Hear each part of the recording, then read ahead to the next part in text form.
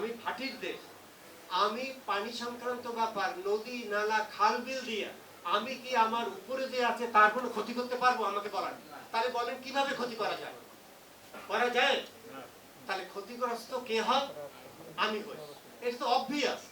আমি তো ভারতের আজ পর্যন্ত এই কথাগুলো আপনাদের বলতে হবে, কিন্তু আমাদের অনেকেই বক্তব্য অনেকেই শুনি, সেই জন্য এগুলো কথা বলেছে আমি থামিয়ে দিয়ে ওই আরজিবি দিয়ে তো বলেছি প্লিজ এইগুলো গার্বেজ বলার কোনো মানে নেই। কারণ Indian law is not mandatory for others.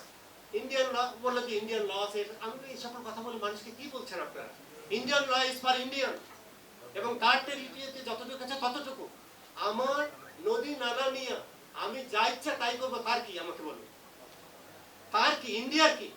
এই কথাটা আমি বলছি যে আজ পর্যন্ত স্বাধীনতার পর থেকে পর্যন্ত কোন দল যারাই ছিল ক্ষমতায় তারা মেরুদণ্ডহীন প্রাণী, তারা বলতে পারেনি যে ঠিক দ্বারা দাঁড়িয়ে আমার আমার তিস্তা কালকে আমি প্রকল্প বাস্তবায়ন করবো যাকে ইচ্ছা তাকে নিয়ে।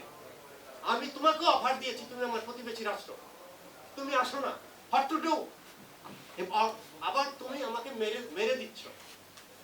আমার বলবার জন্য আমি দুঃখিত। ফলে আইনের অপব্যাখ্যা চলবে না।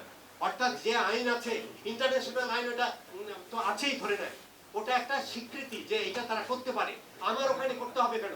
আমার কনস্টিটিউশন, আমার আইন, আমার টেরিটরি আমি রক্ষা করব, প্রয়োজনে রক্ত দিব, দিয়েছে আরো দিব, তাই তো? এইটাই তো সেন্টিমেন্ট। তাহলে এই যে আন্দোলন, আমার তিস্তা, আমার কি বলে মেঘনা, আমি উন্নয়ন করব, তাতে যে কান্ট্রির সাথে আমি করতে পারি তার সাথে প্যাক্ট করে করব, তাতে হু আর ইউ টু মানে কি বলে সেখানে কথা বলতে কে? আপনি তো সেটা করতে পারেন না। ফলে আইনের কোনো অপব্যাখ্যা নেই, আমার ওখানে ইনিশিয়াল করারও দরকার নেই। আমি কালকে এক্স ওয়াই জেড যার সাথে আমার আলোচনা হবে, আমি আমার নদীর পথকে সুগম করবো। আমি তো যে পথকে সুগম করবো সেটাও বলতে হবে, বুঝতে হবে আমরা যা করব তা কিন্তু ওই আপারেরই সুবিধা হবে।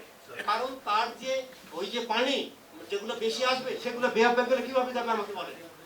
ফলে আমরা যদি আমাদের ওই নদী পথগুলোকে, আন্তর্জাতিক নদীগুলোকে আমরা যে উন্নয়নমূলক কাজে করি, তাতে তো ভারতের সুবিধা ছাড়া অসুবিধা হবে না। তাহলে যেখানে ভারতের সুবিধা ছাড়া অসুবিধা হবে না, সেই কাজ করতে ভারত তো আমাকে বাধা দেয় আর কি। বরং আমি আগ বাড়িয়ে বলি ভারতের কথা। কোন বাংলাদেশ যেন এটা নিয়ে আমি কারো মুখে এটা শুনতে চাই না, তার সাথে আমার ডিবেট হতে পারে। Thank you so much.